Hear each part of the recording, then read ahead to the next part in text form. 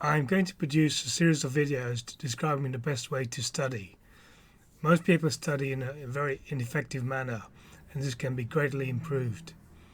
The first thing I want to cover is memory, and how memory is lost while studying.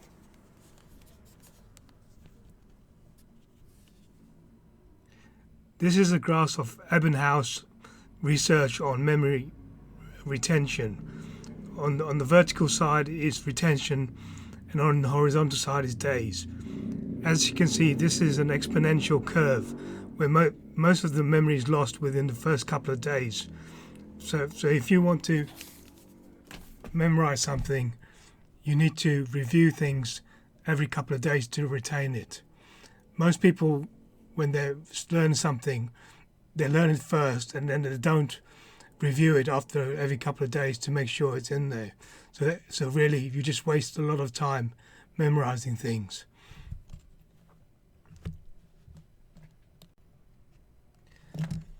The best way of memorizing things is to use a spaced repetition system.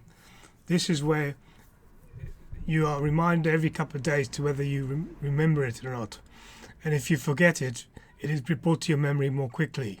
This can be done with software called Anki. Now you can look at Derek Banner's review on Anki on YouTube. So this is a very effective manner of memorizing things using a computer program.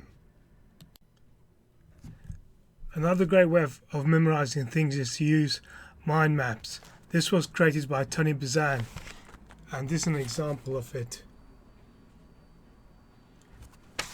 As you can see, it's based on the way a brain it works, where there's a central image and it's separated into neurals, and it's the best way for keywords to be remembered.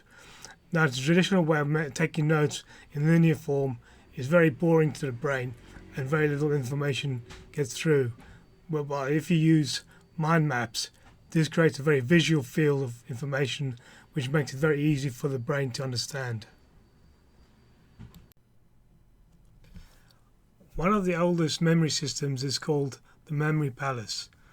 This can be either rooms in your house or a journey through a route that you know well. Now, say you wanted to remember all 445 presidents of the United States.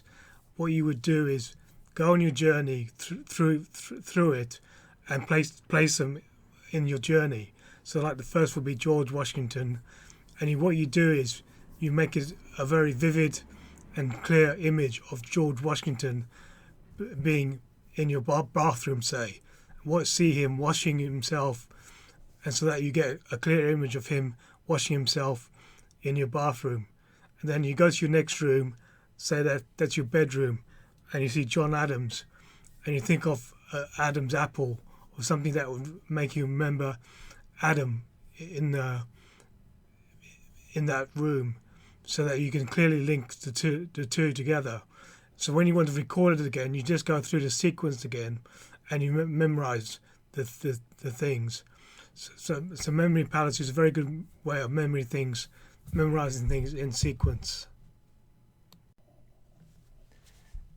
The link system is similar to the Memory Palace technique, except in the link system, you use keywords in the speech you want to remember, and you link it together in a imaginative and funny way.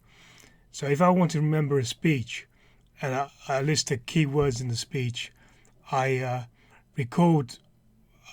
link the keywords together. So say I wanted a wedding speech linked, and the first man is best man, and then the second is a funny joke. So I link a best man to a funny joke, as I see the best man as a clown, and then you go through your speech linking all these keywords together. If you want to remember things in order, say you wanted to memorize a recipe and it has instructions in a certain order, you can use a peg system. Now, one of the major systems you can use is the major system, and you can look this up, which converts numbers into images. because our brain has difficulty remembering numbers, so it's better to convert them into numbers using the phonetic system. So for the PEG system, say I wanted to remember the first thing to do was crack an egg. I'd remember, like, for one, it's tie. And so I remember, instead of cracking an egg, I remember putting an egg into a bowl with my tie, or cracking an egg over my tie. And then the second would be Noah, would be to mix the eggs. So I'd remember Noah on the sea, mixing the eggs, and so on.